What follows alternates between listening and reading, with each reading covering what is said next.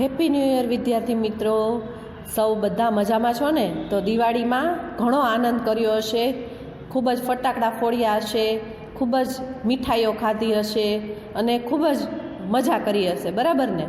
તો આ વખતે જરાક દિવાળીમાં કોરોના કાળમાં બધાએ થોડું ધ્યાન રાખ્યું હશે એવું હું માનું છું. તો આજથી આપણે, આજે લાભ પાંચમનો શુભ દિવસ છે, તો આજથી આપણે આપણું ભણવાનું શરૂ કરી દઈશું.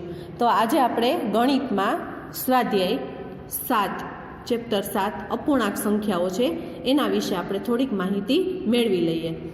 અપૂર્ણાંક એટલે શું એ તમને બધાને ખબર જ છે. તમે એટલું જાણો જ છો કે અપૂર્ણાંક હોય એ આ રીતે લખાય, એને અંશ હોય અને એને છેદ હોય. ધારો કે મેં લખ્યું 1/5, બરાબર? તો આ અંશ છે અને આ છેદ છે. તો આને જે રીત આપણે લખીએ છીએ અપૂર્ણાંક કહેવાય, બરાબર? અપૂર્ણાંક એટલે કે જે સંખ્યા પૂર્ણ નથી. પૂર્ણ સંખ્યાઓ વિશે તમે જાણો જ છો કે 0થી લઈને અસંખ્ય સંખ્યાઓ છે, બધી પૂર્ણ સંખ્યા કહેવાય. પણ અહીંયા તો આપણે અપૂર્ણાંક લખવાનું છે. અપૂર્ણાંક એટલે કે જે સંખ્યા પૂર્ણ નથી એવી સંખ્યાને આપણે અપૂર્ણાંક કહીશું. જો અહીંયા મેં લખેલું છે કે જે સંખ્યા પૂર્ણ નથી તેવી સંખ્યાને અપૂર્ણાંક કહે છે. અપૂર્ણાંકમાં અંશ અને છેદ હોય છે. જો અહીંયા મેં દાખલા તરીકે લખ્યું છે 1/2 છે, 5/7 છે, 4/3 છે, તો આ બધા અપૂર્ણાંક છે. હવે જો અહીંયા મેં એક આકૃતિ દોરેલી છે, એમાં 2 વિભાગ કરેલા છે. હવે બે વિભાગ છાયાંકિત કરેલા છે, બરાબર?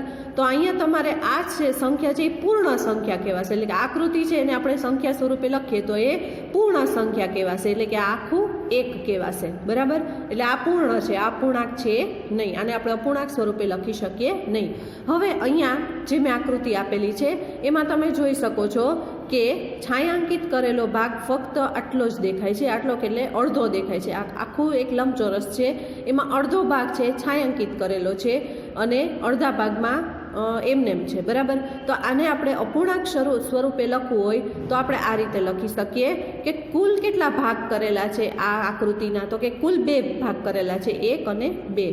તો એ ભાગ છે, 2 ભાગ છે એ આપણે છેદમાં લખીશું, 2 છે એ છેદમાં લખીશું. અને એમાંથી છાયાંકિત કરેલો ભાગ કેટલો છે, તો કે 1 ભાગ છાયાંકિત છે એટલે આપણે 1 ઉપર લખીશું, બરાબર? તો આ થઈ ગયું 1/2, એટલે કે અપૂર્ણાંક કહેવાય આને. અને આપણે અડધું પણ કહી શકીએ, બરાબર? 1/2 એટલે અડધું.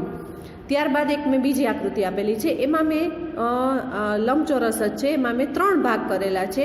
3 ભાગમાંથી 1 ભાગ છાયાંકિત છે, એટલે કુલ ભાગ છે 3. 3માંથી 1 ભાગ છાયાંકિત છે એટલે આપણે 3 છે છેદમાં લખીશું અને 1 છે અંશમાં લખીશું. તો આ અપૂર્ણાંક બની ગયો આપણો. આને કહેવાશે 1/3. ત્યારબાદ તમે જોઈ શકો છો કે કુલ 3 ભાગ છે, એમાંથી 2 ભાગ છાયાંકિત કરેલા છે. કુલ ભાગો એ આપણે છેદમાં લખીશું. કુલ 3 ભાગ છે, એમાંથી 2 છાયાંકિત ભાગ, એટલે આને આપણે અપૂર્ણાંક સ્વરૂપે આ રીતે દર્શાવીશું, 2/3. ત્યારબાદ કુલ તમે આ જે ખાના જોઈ છે એ કુલ આમાં 20 ખાના આપેલા છે, એટલે 20 છે આપણે છેદમાં લખીશું. અને એમાંથી છાયાંકિત ભાગ કેટલા છે, તો કે 6 ભાગ છાયાંકિત છે, એટલે આને આપણે 6/20 એ રીતે લખીશું. આને તમે બીજી રીતે પણ લખી શકો. જો 6 છે એ વિભાજ્ય સંખ્યા છે, એના ભાગ પડે 3×2 = 6, બરાબર? અને 20 પણ વિભાજ્ય સંખ્યા છે, 10×2 = 20. તો આ 2 અને 2 ઉડી જશે, વધ્યા 3/10. તો તમે 3 દશાંશ આ રીતે અપૂર્ણાંક સ્વરૂપે લખી શકો. ત્યારબાદ એક ત્રિકોણની આકૃતિ આપેલી છે, જેમાં કુલ 1, 2, 3, 4, 5, 6 ભાગ આપેલા છે. 6માંથી 2 ભાગ છે એ છાયાંકિત કરેલા છે, એટલે 2/6. હવે આ પણ સંખ્યા છે, વિભાજ્ય સંખ્યા છે, આ 6 છે, એટલે આપણે એને ભાગ પાડીશું.